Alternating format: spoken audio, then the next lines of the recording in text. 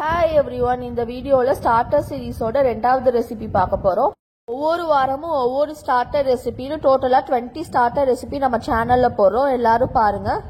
இன்னைக்கு நம்ம பார்க்க போகிற ரெசிபி ஹோட்டல் போனால் எல்லாரும் கண்டிப்பாக ஆர்டர் பண்ணுற கோபி மஞ்சூரியன்.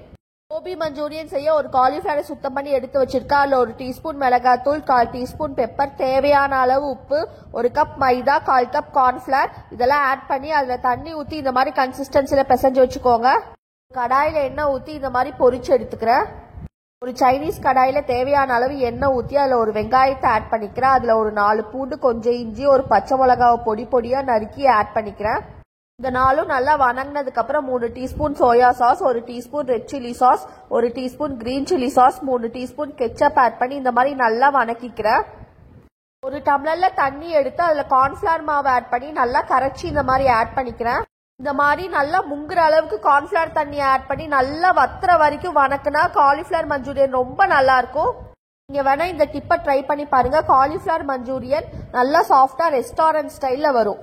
சேனல் பிடிச்சிருந்தா லைக் பண்ணுங்க, ஷேர் பண்ணுங்க, சப்ஸ்கிரைப் பண்ணுங்க. உங்களை அடுத்த வீடியோல பாக்குறேன். பாய்.